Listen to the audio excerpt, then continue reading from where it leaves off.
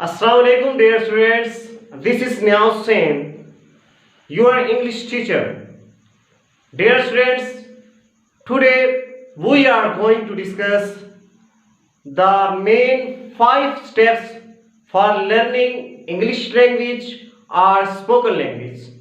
Dear students, आज जो हम डिस्कस करने जा रहे हैं वो है main 5 steps for learning English language या स्पोकन लैंग्वेज।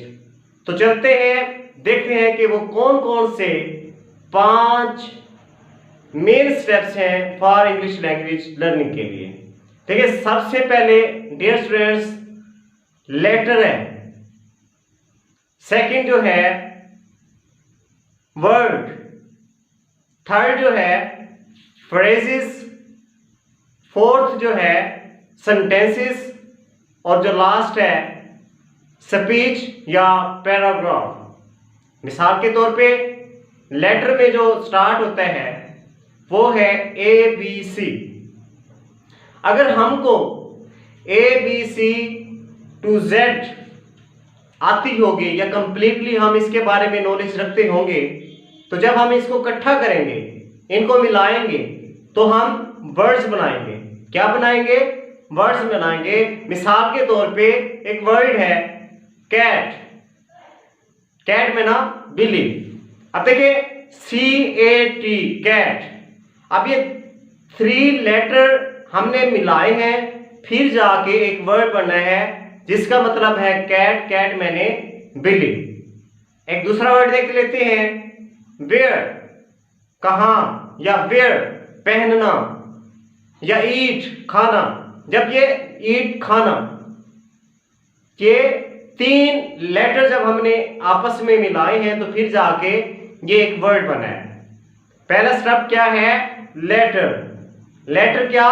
ABC टू लेके Z तक। जब हमें ये आएंगे तो उसके बाद हम वर्ड्स बना सकते हैं। सेकंड क्या है? वर्ड्स।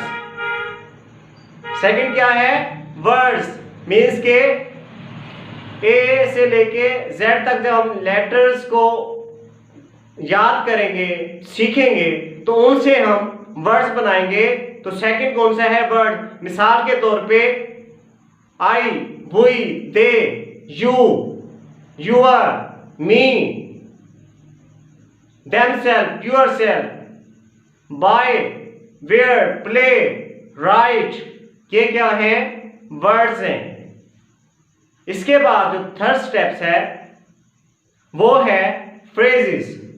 फ्रेजेस की जो डेफिनेशन है वो देख लेते हैं। देखिए, डिफरेंट वर्ड्स मिला के हम फ्रेजेस बनाते हैं, लेकिन फ्रेजेस कंप्लीट मीनिंग नहीं देते। मिसाल के तौर पे आई ईट, वी प्ले, यू गो, ये फ्रेजेस हैं।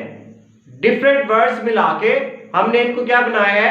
फ्रेजेस बनाया है, लेकिन ये कंप्लीट सेंस नहीं दे रहे, कंप्लीट मतलब नहीं दे रहे। ठीक है, मिसाल के तौर पे आई गो, लेकिन इसकी कंप्लीट सेंस नहीं दे रहा। ये मैं जाता हूं, पता नहीं कहां जाता हूं। आई ईट, मैं खाता हूं, पता नहीं क्या खाता हूं। तो ये क्या है? फ्रेजेस है। इसके अलावा जो फोर्थ स्टेप्स है वो है सेंटेंसेस। सेंटेंसेस की हम सबसे पहले डेफिनेशन देख लेते हैं। देखिए, जब डिफरेंट फ्रेजेस मिलाएंगे तो फिर जाके एक सेंटेंस बनता है। मिसाल के तौर पे एक सेंटेंस है आई ईट एन एप्पल, मैं एक सेब खाता हूं। अब ये कंप्लीट सेंस दे रहा है। सेंटेंस की डेफिनेशन ये है कि जब हम डिफरेंट फ्रेजेस मिला के आपस में मिलाते हैं तो सेंटेंस बनता है जो कि मुकम्मल सेंस देता है, मुकम्मल मीनिंग देता है। मिसाल के तौर पे वी गो टू कॉलेज, हम कॉलेज जाते हैं। अब देखिए, वी गो ये एक फ्रेजेस है, टू कॉलेज ये दूसरी फ्रेजेस है। जब हम इनको इकट्ठा किया है तो ये कंप्लीट सेंस दे रहा है कि वी गो टू कॉलेज, हम कॉलेज जाते हैं। दे प्ले फुटबॉल, वो फुटबॉल खेलते हैं, ये सेंटेंस है। डिफरेंट फ्रेजेस मिलके आपस में जब इनको मिलाया तो फिर क्या बना? सेंटेंस बना। इसके अलावा जो 5 मेन स्टेप है उससे जब हम सेंटेंसेस को ऐड करते हैं, आपस में मिलाते हैं, तो फिर जाके क्या बनती है, स्पीच बनती है।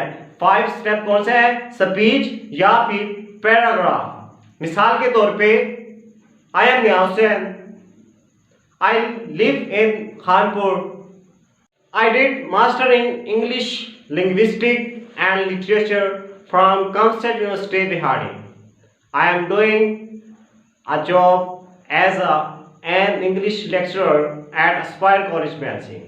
Dear students, ये देखिए मैंने आपके सामने जो सेंटेंसेस प्रेजेंट किए हैं, डिलीवर किए हैं। जब हम इन सबको इकट्ठा करेंगे तो क्या बनेगा, एक पैराग्राफ बनेगा या फिर ये एक स्पीच लगा लें। देखिए 5 स्टेप्स है, मेन 5 स्टेप्स है फॉर लर्निंग इंग्लिश लैंग्वेज और स्पोकन लैंग्वेज। तो सबसे पहले क्या है, लेटर है। जब लेटर को हम इकट्ठा करेंगे तो उसके बाद क्या बनेगा, वर्ड्स बनेगा। सेकंड कौन सा है, वर्ड। थर्ड कौन सा है, फ्रेजेस। और जो चौथा है, फोर्थ है, वो क्या है, सेंटेंसेस। जब सेंटेंसेस इकट्ठे करेंगे तो क्या बनेगा, पैराग्राफ या फिर स्पीच। सो मैं उम्मीद करता हूं कि आपने इस लेक्चर से कुछ ना कुछ सीखा होगा।